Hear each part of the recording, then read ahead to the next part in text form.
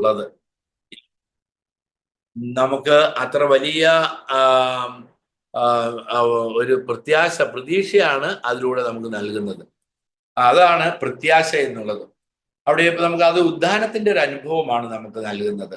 അവിടെ നിന്ന് അപ്പസ്തോലന്മാർക്ക്, അവിടെ എമ്മാവുസിലേക്ക് പോയവർക്ക് വിശുദ്ധ കുർബാനയുടെ വലിയ ആഴങ്ങളിലേക്ക് ഈശോ കൈപിടിച്ച് നടത്തിയപ്പോൾ എത്ര അത്ഭുതകരമായിട്ടാണ് അവിടെ ഉണ്ടായിരുന്ന ഭാര്യ, മക്കള്, കുടുംബം, സാഹചര്യങ്ങള്, സമ്പത്ത്, സുഹൃത്ത് വലയങ്ങള് എല്ലാം ഉപേക്ഷിക്കുക. ഇനി ജെറുസലമിൽ കാത്തിരിക്കുന്നത് ആരാണ്?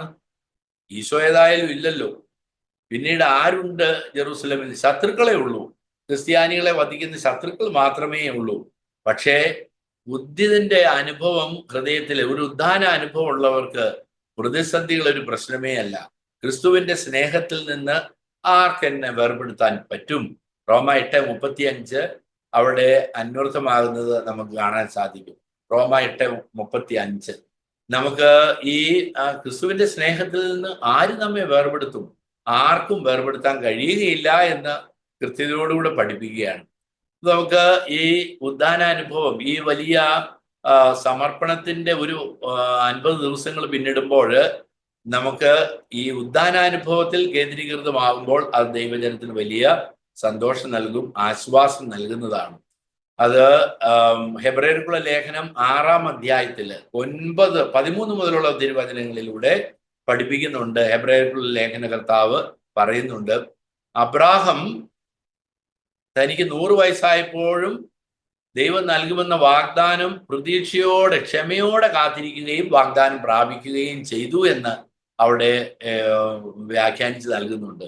അബ്രാഹത്തിന് ഉൽപ്പത്തി പുസ്തകം 15-ാമത്തെ അധ്യായം എടുത്താൽ നമുക്ക് കാണാൻ സാധിക്കും, ഒരു മധ്യാഹ്ന സമയം, നല്ല നട്ടുച്ച സമയമാണ്. അപ്പോൾ പുറത്തുനിന്നും അങ്ങനെ കറങ്ങി നടക്കാൻ പറ്റിയല്ലോ, വെയിലല്ലേ. അപ്പോൾ ഉൽപ്പത്തി 15-ാം അധ്യായത്തില വിശ്രമിക്കുകയാണ്. വിശ്രമിക്കുമ്പോൾ കർത്താവ്, ദൈവം ഒരു ദർശനം നൽകുകയാണ്. ദൈവം ദർശനം നൽകിക്കൊണ്ട് അബ്രാഹത്തിന്റെ അടുത്തേക്ക് വന്നിട്ട് അബ്രാഹത്തോട് പറയുന്നുണ്ട്, നിനക്ക് ഞാൻ വലിയ പ്രതിഫലം നൽകുമെന്ന്. അവിടെ നമ്മളെ പോലെ തന്നെ അബ്രാഹവും ചിന്തിച്ചു പോവുക, എന്ത് പ്രതിഫലം? എനിക്ക് വയസ്സ് 100 ഈ പ്രതിഫലം നൽകുന്ന എനിക്ക് ഒരു 40 വയസ്സുള്ളപ്പോഴൊക്കെ കൽദായിലെ ഊറിൽ നിന്ന് ഈ കാനാൻ ദേശത്തേക്ക്, ഇവിടെ ജെറൂസലമിലേക്ക് എന്നെ വിളിച്ചു കൊണ്ടുവരുമ്പോൾ നീ എനിക്ക് വാഗ്ദാനം നൽകിയതാണ്, ആകാശത്തിലെ നക്ഷത്രങ്ങൾ പോലെയും ഒക്കെ സന്താനങ്ങൾ നൽകുമെന്നൊക്കെ പറഞ്ഞ. പക്ഷെ ഒന്നുമില്ലല്ലോ. എനിക്ക് സ്വത്തൊക്കെ ഉള്ളത് ഡമാസ്കസുകാരന് എബനേസറിന് എഴുതി വെച്ചിരിക്കുകയാണ്. ഡമാസ്കസുകാരൻ എഴുതി വെച്ചിരിക്കുക. ഇനിയിപ്പോൾ കാരണം ഞാൻ 100 വയസ്സായി, ഞങ്ങൾ രണ്ടുപേരും ഇപ്പൊ തന്നെ മരിക്കും. അപ്പൊ ദൈവം അവരോട് പറയുന്നത്, അപ്പൊ നിരാശയിലേക്ക് എത്തിയ ഒരു അബ്രാഹത്തിന്റെ ചിത്രമാണ് നമുക്ക് അവിടെ കാണാൻ പറ്റുന്നത്. ദൈവം പറയുന്നത്, നിനക്ക് വാഗ്ദാനം ഞാൻ പ്രതിഫലം നൽകും എന്ന് പറയുമ്പോൾ എന്ത് പ്രതിഫലം? ഞാൻ ഈ 10-60 വർഷം 70 വർഷം നോക്കിയിരുന്നിട്ട് ഒന്നും കിട്ടിയില്ലല്ലോ. ഇനിയിപ്പോ പ്രതിഫലം എന്നുള്ളത്, എനിക്കുള്ളതെല്ലാം ഈ ഡമാസ്കസുകാരൻ എലിയാസറിനെ ഞാൻ എഴുതിയും വെച്ചു, ഇനി അതുകൊണ്ട് എന്ത്? അപ്പൊ ദൈവം അബ്രാഹത്തോട് പറയുന്നുണ്ട്, നീ പുറത്തേക്ക് ഇറങ്ങി വരിക, ഇനി നീ നോക്കുക ആകാശത്തേക്ക്. അപ്പോൾ ആകാശത്തേക്ക് നോക്കുന്നുണ്ട്. 18:14 ഉൽപ്പത്തി 18:14 ദൈവം അബ്രാഹത്തോട് പറയുന്നുണ്ട്, ദൈവത്തിന് കഴിയാത്തതായി എന്തെങ്കിലും ഉണ്ടോ? ഉൽപ്പത്തി 18:14 ദൈവത്തിന് കഴിയാത്തതായി എന്തെങ്കിലും ഉണ്ടോ? ഇത്ര ശക്തമായൊരു ചോദ്യമാണ് ചോദിക്കുന്നത്. ആകാശത്തിലേക്ക് നോക്കാൻ പറഞ്ഞു. നട്ടുച്ച സമയത്ത് ആകാശത്തേക്ക് നോക്കിയാൽ എന്ത് കാണാൻ പറ്റും? ഒന്നും കാണാൻ പറ്റില്ല. പക്ഷെ അബ്രാഹത്തോട് പറയുകയാണ്, അവിടെ നക്ഷത്രങ്ങൾ ഉണ്ടെന്ന് നിനക്ക് ഊഹിക്കാവുന്നതല്ലേ ഉള്ളൂ, ആ നക്ഷത്രങ്ങൾ പോലെ മക്കളെ നൽകും. ഹെബ്രായർക്കുള്ള ലേഖനകർത്താവ് പറയുകയാണ്, അതൊരു നട്ടുച്ച സമയമാണ്, ഒരു നക്ഷത്രത്തെ പോലും കാണാഞ്ഞിട്ടും ദൈവം കൂടെ ഉണ്ട് എന്ന് അബ്രാഹം വിശ്വസിക്കുകയും അവൻ ആ വിശ്വാസം ക്ഷമയോടെ കാത്തിരുന്ന് അത് പ്രാപിക്കുകയും ചെയ്തു എന്ന് അവിടെ നമ്മൾ വായിക്കുക. അപ്പോൾ ഈ ഉദ്ധിതന്റെ അനുഭവം എന്നാൽ അത് പ്രത്യാശയാണെന്ന് നമുക്കറിയാം. അത് നമ്മൾ നേരിൽ കാണുന്നതല്ലല്ലോ. ഉദ്ധിതന്റെ ജീവിതം നമ്മൾ അനുഭവിക്കുകയല്ലേ ചെയ്യുന്നത്. എമ്മാവുസിലേക്ക് പോയ ശിഷ്യന്മാരുടെ കൂടെ അവിടെ നടക്കുമ്പോൾ അവർക്ക് കണ്ടുകൂടാ, പക്ഷെ ആന്തരിക നേത്രം തുറന്നിട്ടാണല്ലോ അവർ കാണുന്നത്. അതാണ് നമുക്ക് പ്രത്യാശ നൽകുന്നത്. നമ്മൾക്ക് നമ്മുടെ തളർച്ചകളില്, പരാജയങ്ങളില്, പീഡകളില്, പ്രതിസന്ധികളില്, എന്തെല്ലാം ബുദ്ധിമുട്ടുകളിൽ ഒന്നിനും നമ്മൾ തളരാൻ പാടില്ല. പ്രത്യാശയുള്ളവരായിരിക്കണം. അവർ പൂർവ്വ യൗസേപ്പ് ഉൽപ്പത്തി പുസ്തകത്തിലെ മനോഹരമായ കഥാപാത്രമല്ലേ, കിണറ്റിൽ പിടിച്ചിട്ടല്ലോ. അപ്പോൾ യൗസേപ്പിന് വിചാരിക്കാം എല്ലാം തീർന്നു, ഞാൻ ഇവിടെ കിടന്ന് മരിച്ചു പോവുകയുള്ളൂ, നിരാശപ്പെടേണ്ടതാ. നിരാശപ്പെട്ടില്ലല്ലോ, കാരണം ദൈവം കൂടെയുണ്ട്. അവൻ മരുഭൂമിയിൽ നിശബ്ദത ഊരിയിടുന്ന മണലാരണ്യത്തിൽ എന്നെ കണ്ടെത്തും, വാരി പുണരും, കണ്ണിലെ കൃഷ്ണമണി പോലെ പരിചരിക്കും. കഴുകൻ തന്റെ കുഞ്ഞുങ്ങൾക്കായി ചിറക് വിരിക്കുന്ന പോലെ അവൻ എന്റെ ചിറകിൽ എന്നെ സംവഹിക്കും. നിയമാവർത്തന പുസ്തകം 32:10 അത്ര മനോഹരമല്ലേ. മരുഭൂമിയിൽ എത്തിപ്പോയി, പക്ഷേ എന്തുകൊണ്ട് എത്തി?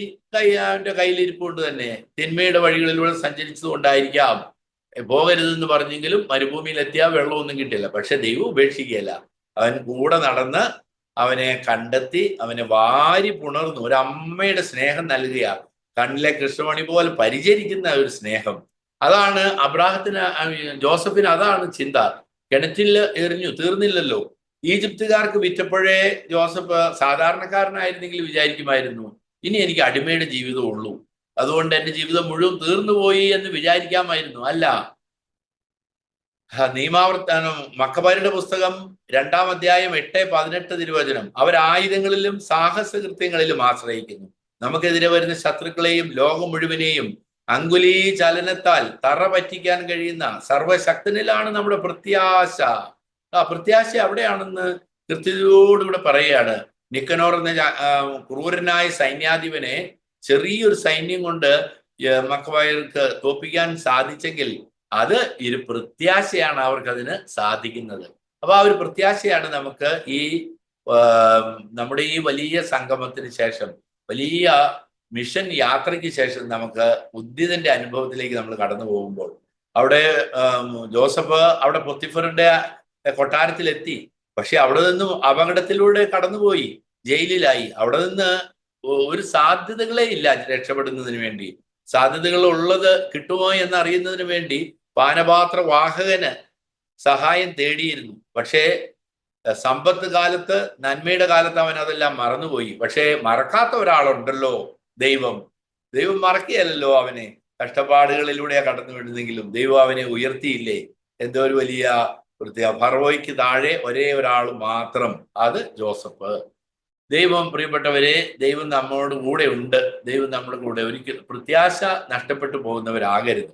അതുകൊണ്ട് ഹെബ്രായർക്കുള്ള ലേഖനത്തിൽ 6-ാം അധ്യായം 19 പ്രകാരം പറയുന്നുണ്ട്, ഈ പ്രത്യാശയാണ് നമ്മുടെ ആത്മാവിന്റെ സുസ്ഥിരവും സുരക്ഷിതവുമായ നങ്കൂരം. മനോഹരമായ വചനമാണത് നമുക്ക് നൽകുന്നത്. 6:19 ഹെബ്രായര്.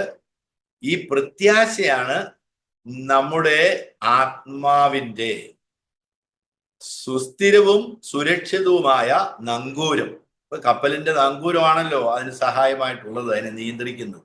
അപ്പോൾ അതിന് നമ്മുടെ നങ്കൂരം, ജീവിതത്തിന്റെ നങ്കൂരം ഈ പ്രത്യാശയാണെന്ന് പഠിപ്പിക്കുക. അപ്പൊ ഈ ഉദ്ധാനത്തിന്റെ തിരുനാളിന് വേണ്ടി ഈ പീഡാസഹനത്തിലൂടെ കടന്നു പോകുമ്പോൾ, ആ ദിവസങ്ങളിലൂടെ കടന്നു പോകുമ്പോൾ നമുക്കത് നമ്മുടെ സമീപനം എങ്ങനെയുണ്ടെന്നതിനെ ആശ്രയിച്ചാണ് ഇരിക്കുക. നമ്മളൊരു ബസ്സിൽ കയറുമ്പോൾ ഓർക്കുക, ബസ്സിൽ കയറി ഇരിക്കുക, അടുത്ത ഇരിക്കുന്ന ആള് ഭയങ്കരമായിട്ട് ചുമയ്ക്കുന്നു. ഉടനെ നമ്മൾ എന്താണ് വിചാരിക്കുന്നത്? കണ്ടിട്ടൊരു വില്ലനാണ്, അപ്പൊ ഒരു ചുമയും വില്ലനായിരിക്കാം, വില്ലൻ ചുമയാണെന്ന് നമ്മൾ വിചാരിക്കുക. ആള് വിചാരിക്കും, ഇയാൾക്ക് എന്തിനാണ് ഒരു മാസ്ക് വെച്ചുകൂടെ, ഇപ്പൊ തന്നെ എനിക്ക് ചുമ വരുമല്ലോ, ഈ വില്ലൻ ചുമ വരുമല്ലോ, അണുക്കൾ വരുമല്ലോ എന്നെല്ലാം ആണായിരിക്കും അടുത്തിരിക്കുന്ന അപരിചിതനായ വ്യക്തിയുടെ ചിന്ത. ഇവന് വീട്ടിലിരുന്നാൽ പോരായിരുന്നു, അങ്ങനെ എന്തെല്ലാം ചിന്തകൾ വരും. എന്നാൽ വീട്ടിലാണ് ഒരാൾ അങ്ങനെ ചുമയ്ക്കുന്നതെങ്കിൽ ജീവിത പങ്കാളി ഉടനെ വരും. നിങ്ങൾക്ക് എന്താ ഒരു ചുമ? എവിടുന്നാ നിങ്ങൾക്ക് ഈ ചുമ കിട്ടിയത്? നമുക്ക് വേഗം ചുക്ക് കാപ്പി തരാം, അത് നല്ലതാണ്. രാസനാധിപതി ഒന്ന് തിരുമ്മി തരാം, നിങ്ങൾക്ക് സന്തോഷം കിട്ടും. ഇനി അതല്ലെങ്കിൽ അത് കൂടിയാൽ നിങ്ങൾ വിശ്രമിക്കുക, നാളെ ജോലിക്ക് പോകണ്ട, ഞാൻ ഭക്ഷണമൊക്കെ ഇവിടെ ഉണ്ട്, എല്ലാം ഉണ്ടാക്കി തരാം. ഇനി അതല്ലേ നമുക്ക് വേഗം ഡോക്ടറെ പോയി കാണാം. എന്തൊരു സമീപനമാണ്! ഇതാണ് പ്രത്യാശയുടെ സമീപനം. എനിക്ക് ബന്ധമൊന്നുമില്ലെങ്കിൽ എൻ്റെ ചിന്ത, ഇവൻ എൻ്റെ അടുത്ത് വന്നിരുന്നല്ലേ, കഷ്ടമായി പോയല്ലോ. എന്നാൽ കുടുംബമാകുമ്പോൾ, കുടുംബത്തിന്റെ പ്രത്യാശയുള്ളവരാകുമ്പോൾ അവരുടെ വേദനകളിൽ നമ്മൾ പങ്കുകാരാകുകയാണ്. ആ അനുഭവമാണ് നമുക്കുള്ളത്. അപ്പോൾ പ്രിയപ്പെട്ടവരെ, നമ്മുടെ ഈ വലിയ യാത്ര പ്രത്യാശയുടെ ഒരു യാത്രയാണ്. പ്രിയപ്പെട്ട നമ്മുടെ സഹോദരങ്ങള് പൂർത്തിയാക്കിയിട്ട് നമ്മൾ ഇന്ന് ഇതിന്റെ സമാപനത്തിൽ എത്തിയിരിക്കുന്നത്. അപ്പോൾ നമുക്ക് ഇവരുടെ ഒരു വലിയൊരു പ്രത്യാശ, ദൈവം നൽകുന്ന മക്കളെല്ലാം സ്വീകരിക്കുന്ന ഒരു പ്രത്യാശ, സമയവും പണമെല്ലാം ഇതിനു വേണ്ടി ചെലവഴിക്കുന്ന വലിയൊരു പ്രത്യാശ. ഇത്രയും ദൂരെ യാത്ര ചെയ്യണമെങ്കിൽ ഒരെണ്ണം കഴിയുമ്പോൾ അടുത്തത് പരിശുദ്ധാത്മാവിന്റെ പ്രചോദനം അനുസരിച്ച് ഇങ്ങനെയൊക്കെ യാത്ര ചെയ്യാൻ കഴിയണമെങ്കിൽ എന്തോ ഒരു വലിയൊരു പ്രത്യാശ നൽകുന്നതാണ്. നമുക്ക് നമ്മുടെ ഈ കൂടിവരവിൽ പങ്കെടുക്കുന്ന എല്ലാവർക്കും ഈസ്റ്ററിന്റെ മംഗളങ്ങൾ നേരത്തെ ആശംസിക്കുന്നു. വിശുദ്ധ കുർബാനയുടെ സ്ഥാപനമായ പെസഹ വ്യാഴമുണ്ട്. പൗരോഹിത്യത്തിന്റെ സ്ഥാപനവും അന്ന് തന്നെയാണല്ലോ. അവിടെ നൽകിയ സ്നേഹത്തിന്റെ കൽപ്പനയും നമ്മൾ അതിൻ്റെ കൂടെ തന്നെ ഉണ്ടല്ലോ. അതെല്ലാം നമുക്ക് സൂക്ഷിക്കാം. ഈശോയുടെ മരണം നമുക്ക് വലിയ പ്രത്യാശ നൽകുന്നതാണ്. അത് ദുഃഖവെള്ളിയാഴ്ച നാം അനുസ്മരിക്കുന്നുണ്ട്. അതോടൊപ്പം ഉദ്ധാനത്തിന്റെ ദിവസവും നമുക്കുണ്ട്. അപ്പോൾ നിങ്ങൾക്ക് എല്ലാവർക്കും ഉദ്ധിതനായ ദൈവത്തിന്റെ അനുഗ്രഹവും കൃപയും ധാരാളമായിട്ട് ഉണ്ടാകട്ടെ എന്ന് പ്രത്യേകമായിട്ട് പ്രാർത്ഥിക്കുന്നു. എല്ലാ അനുഗ്രഹവും കൃപയും എല്ലാം സ്നേഹത്തോടു കൂടി ഉണ്ടാകട്ടെ എന്ന് പ്രാർത്ഥിക്കുന്നു. എന്നെ ക്ഷണിക്കുകയും ഒരു അവസരം എനിക്ക് നൽകുകയും ചെയ്ത പ്രിയപ്പെട്ട എല്ലാവരോടും, ഷിബുവിനോടും ബ്രെനിയോടുമുള്ള പ്രത്യേകമായിട്ടുള്ള കൃതജ്ഞത രേഖപ്പെടുത്തുകയും ചെയ്യുന്നു. എല്ലാവർക്കും ഒരിക്കൽ കൂടി ഉയർപ്പ് തിരുനാളിന്റെ മംഗളങ്ങൾ സ്നേഹപൂർവ്വം ആശംസിക്കുന്നു. പിതാവേ, ഒരു ആശീർവാദം തരാം. കർത്താവായ ദൈവമേ, കൂട്ടായ്മയെ അനുഗ്രഹിക്കണമേ. ഈ കൂട്ടായ്മയുടെ എല്ലാ പ്രവർത്തനങ്ങളെയും കാരുണ്യപൂർവ്വം കടാക്ഷിക്കണമേ. മനുഷ്യരുടെ ആഗ്രഹമോ പ്രയത്നമോ ഒന്നും അല്ലല്ലോ, ദൈവത്തിന്റെ ദയയാണ് എല്ലാറ്റിന്റെ അടിസ്ഥാനം. കർത്താവ് ഭവനം പണിയുന്നില്ലെങ്കിൽ പണിക്കാരുടെ അധ്വാനം നിഷ്ഫലം. കർത്താവ് നഗരം കാക്കുന്നില്ലെങ്കിൽ കാവൽക്കാർ ഉറക്കൊഴിയുന്നത് നിഷ്ഫലം. തന്റെ പ്രിയപ്പെട്ടവർ ഉറങ്ങുമ്പോഴും കർത്താവ് അവർക്ക് വേണ്ടതെല്ലാം നൽകുന്നു. കർത്താവെ, അങ്ങേക്ക് വേണ്ടി മാത്രമാണ് ഞങ്ങളുടെ അധ്വാനം. അങ്ങയെ മഹത്വപ്പെടണം, പിതാവായ ദൈവം മഹത്വപ്പെടണമേ എന്ന് ഞങ്ങളുടെ ആഗ്രഹം. കർത്താവെ, ഈ കൂട്ടായ്മയെ അനുഗ്രഹിക്കണമേ. ഈ കൂട്ടായ്മയിൽ എന്നെ ശ്രമിച്ചുകൊണ്ടിരിക്കുന്ന പ്രിയപ്പെട്ടവരെ അനുഗ്രഹിക്കണമേ. ഇവരുടെ എല്ലാ നിയോഗങ്ങളും അവിടുത്തെ മഹത്വത്തിന്റെ സമ്പന്നതയിൽ നിന്ന് യേശു ക്രിസ്തു വഴി എല്ലാം നൽകി അനുഗ്രഹിക്കണമേ. നിങ്ങളിൽ പ്രവർത്തിക്കുന്ന ശക്തിയാൽ ചോദിക്കുന്നതിലും യാചിക്കുന്നതിലും വളരെ കൂടുതൽ ചെയ്തു തരാൻ കഴിയുന്ന അവിടുത്തേക്ക് സഭയിൽ യേശു ക്രിസ്തുവിലും തലമുറകളോളം മഹത്വം ഉണ്ടായിരിക്കട്ടെ എന്ന അപ്പസ്തോലന്റെ ആഴമായ ആത്മീയ അനുഭവം നൽകിക്കൊണ്ട് ഈ പ്രിയപ്പെട്ട മക്കളെ അനുഗ്രഹിക്കണമേ. കർത്താവേ, അവിടുത്തെ പരിശുദ്ധദാസനായ യേശുവിന്റെ നാമത്തിൽ അടയാളങ്ങളും അത്ഭുതങ്ങളും രോഗശാന്തി സംഭവിക്കുന്നതിനായി മഹത്വമേറിയ കരം നീട്ടണമേ. കർത്താവേ, കുരിശിന്റെ അടയാളത്താൽ എല്ലാ തിന്മകളുടെ ശക്തികൾ ബന്ധിക്കപ്പെടട്ടെ. കുരിശിൽ നിന്ന് ഒഴുകിയിറങ്ങുന്ന തിരുരക്തത്തിന്റെ അഭിഷേകത്താൽ നിറയട്ടെ. കുഞ്ഞാടിന്റെ രക്തത്താലും സാക്ഷ്യത്തിന്റെ വചനത്താലും എപ്പോഴും തിന്മകളുടെ ശക്തികളുടെ മേൽ വിജയം വരിക്കാനുള്ള അനുഗ്രഹം നൽകണമേ. അമ്മേ, ദിവ്യകാരുണ്യത്തിന്റെ അമ്മേ, മാതാവേ, എപ്പോഴും ഈ കൂട്ടായ്മയുടെ കൂടെ നിന്ന് കാനായിലെ കല്യാണ വിരുന്നിൽ അമ്മ മധ്യസ്ഥയായതുപോലെ ഞങ്ങൾക്ക് മധ്യസ്ഥയാകണമേ. നമ്മുടെ കർത്താവ് ഈശോ മിശിഹായുടെ കൃപയും പിതാവായ ദൈവത്തിന്റെ സ്നേഹവും പരിശുദ്ധാത്മാവിന്റെ സഹവാസവും നാം എല്ലാവരോടും കൂടി ഉണ്ടായിരിക്കട്ടെ, ഇപ്പോഴും എപ്പോഴും എന്നേക്കും. ആമേൻ.